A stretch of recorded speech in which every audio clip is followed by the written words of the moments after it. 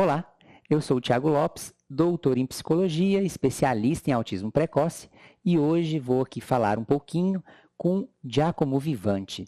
Ele é professor da Drexel Autism Institute, na Universidade de Drexel, na Pensilvânia, e vai conversar um pouco mais com a gente e falando um pouco mais de estratégias que possam nos ajudar a ajudar as crianças com autismo, tanto no contexto escolar, quanto a identificar o que fazer em casos de crianças que não respondem tão bem ao tratamento.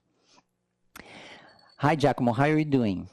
I'm good. Thank you very much for giving me the opportunity to have this conversation. It's a tremendous privilege.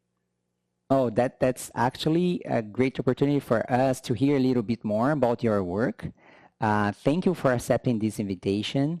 I have great admiration for your work, especially with group settings.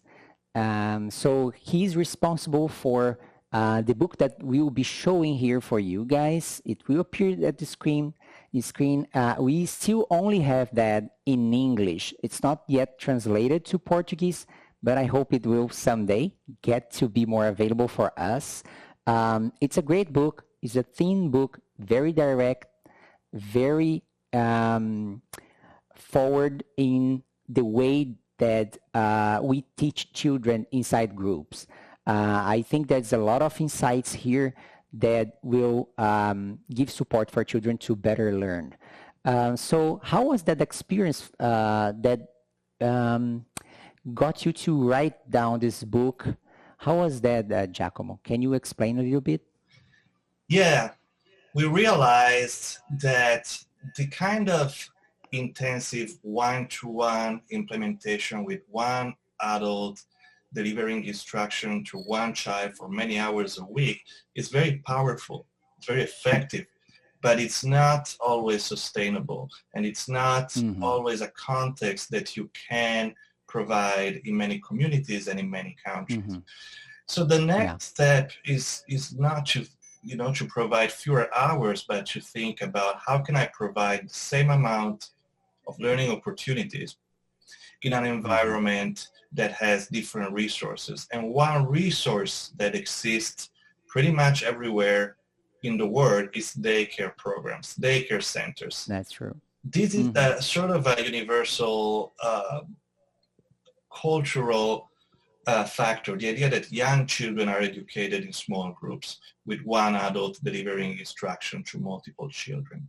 So we started from there. We thought about what is the fit there? What is it that we can take from the Early Start Denver model that will be a good fit for a daycare teacher, someone who's expert in early childhood education, not a clinician, or not a medical professional, but someone who is basically devoted to engaging the child in social and learning opportunities.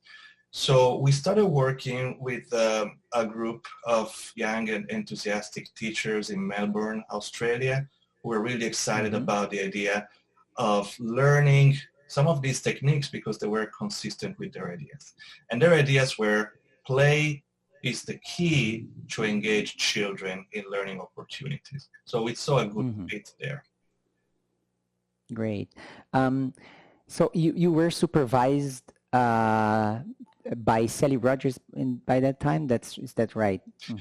So at the time, I was working with Sally after finishing my postdoc at the Mind Institute through several research grants, so that she was still involved in all aspects of our project. And so the work that we did was an ongoing collaboration between what we were doing in Australia and Sally Rogers and her team at the Mind Institute.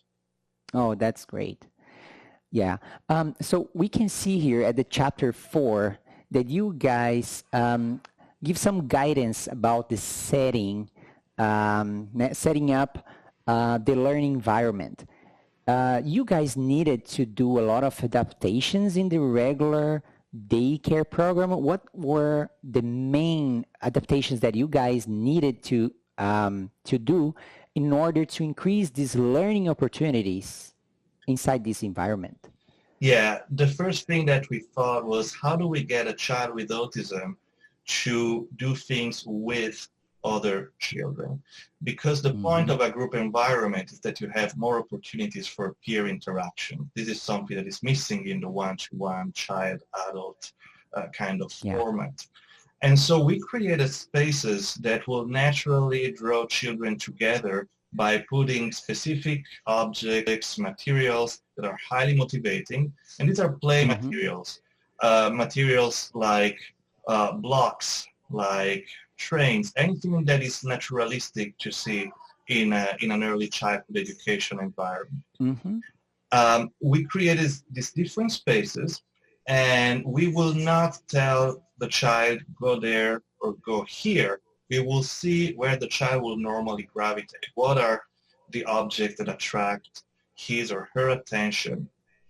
Basically using objects as magnets. And then because those are cool toys that all children at that age are interested in, there will be other children going there.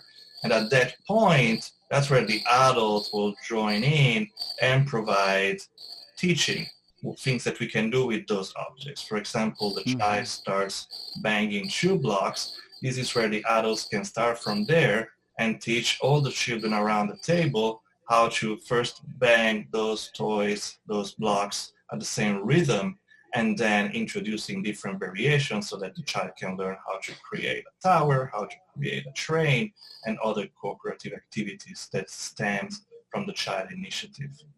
And it was not an adapted daycare in the sense that you had typical developing children there too, right? Yeah, that was an important point for us. We didn't want to create a segregated environment. Now, children with autism do need special education, because if you teach them as if they don't have autism, they will not learn a lot of things. But you do also need to think, what is it that can be a successful learning experience in an environment that is suited both for a child with autism and for a child without autism? Because most of their life, children with autism will be in environments that are not designed for autism. They're designed for typically developing children. And that involved creating spaces that, yes, are very well organized with specific toys that are designed to allow to achieve certain objectives, certain treatment objectives, but not reinventing the architecture of the building to create very structured spaces or anything like that. If you walk into those playrooms, it looks like a well-organized, typical environment with the same toys that you will see in an environment where there are not children with autism, but with very good planning about how to use those to teach specific goals. And I believe that it's this is a main feature to be able to generalize all the skills that the child's actually learning, right? Because if you change the environment so much that children will not be able to function, to self-organize, to participate in a natural environment, you will not see the child really doing the things that he learned on that controlled environment later on, right?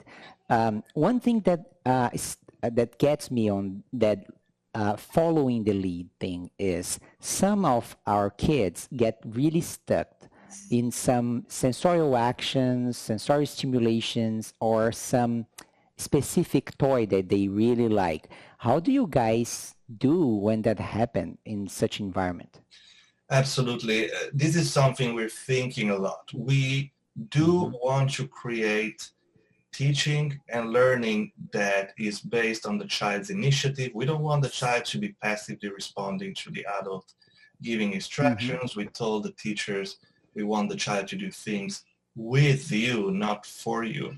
However, if the child does not engage in any functional action, if the child does not give you a lead that you can follow, then we need to take action. We cannot just wait for the child to stop engaging in these sensory activities and do something functional.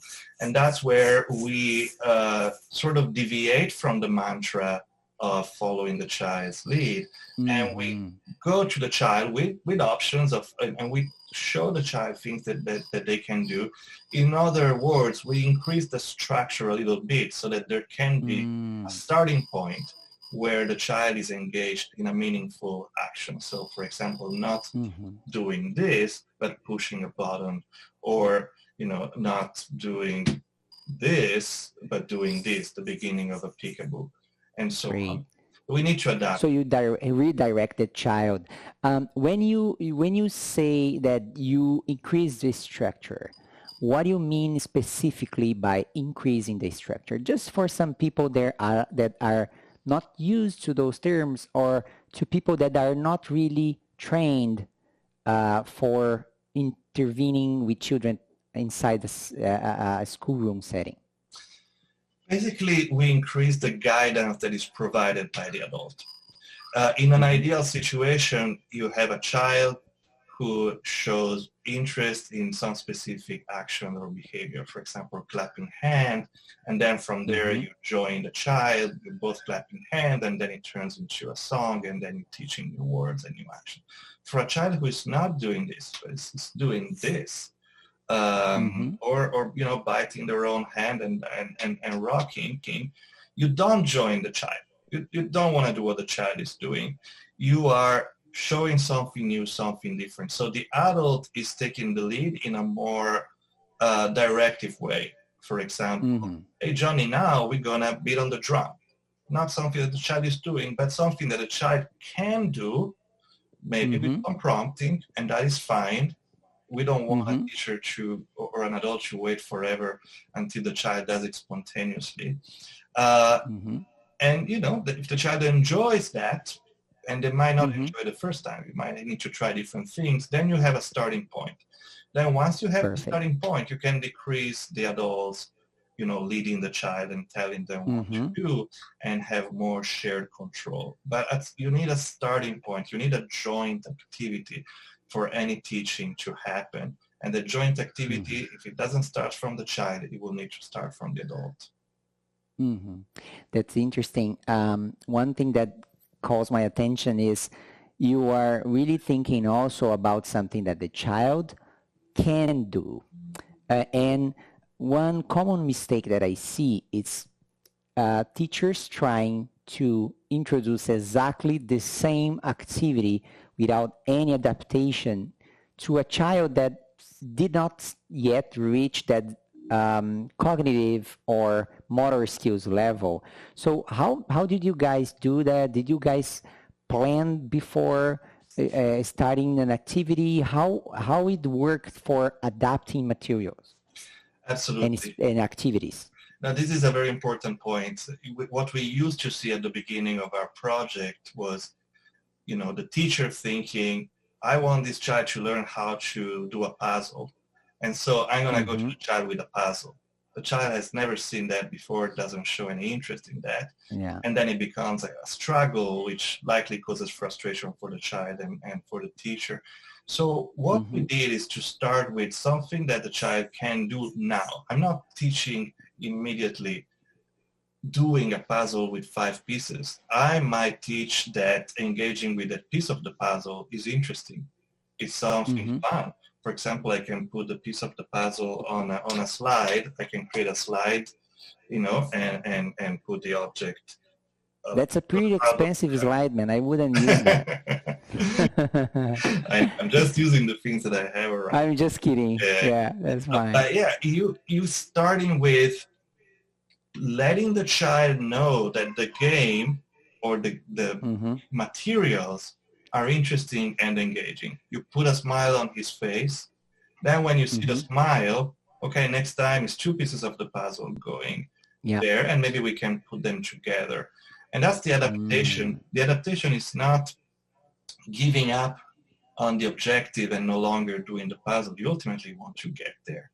Yeah. But you go there by telling the child, letting the child know through your actions that engaging with those pieces of the puzzle is not a torture. It's not me telling you this is right and this is wrong, but it is interesting. And then from there, one step at a time, you're introducing variations until you have your targeted behavior. That's great. It's like every time you get a little closer to the behavior that they are trying to reach, right?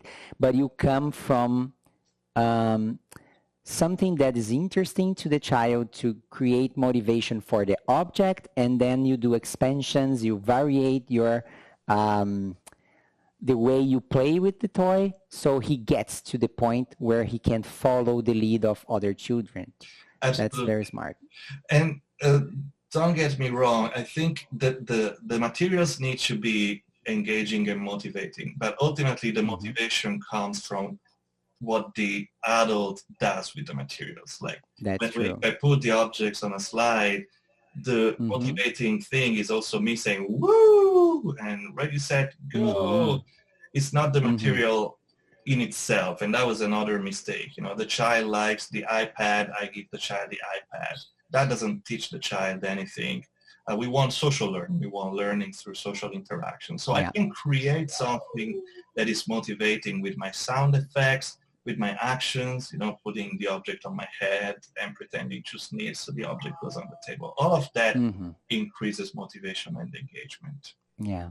At the end of the day, we cannot forget that the heart of autism is really the social communication, social engagement, social orientation, and be interested in relate to people, right? So if the toy become the most fun and interesting thing, they will never get to relate to us. They are coming just for the toy. And once they can reach that by themselves, it doesn't matter anymore, right? So I really appreciate this way that we do that when we are applying ESDM, and I couldn't see any different the way that would work inside also a classroom. So that's really, I think, the way to go, really.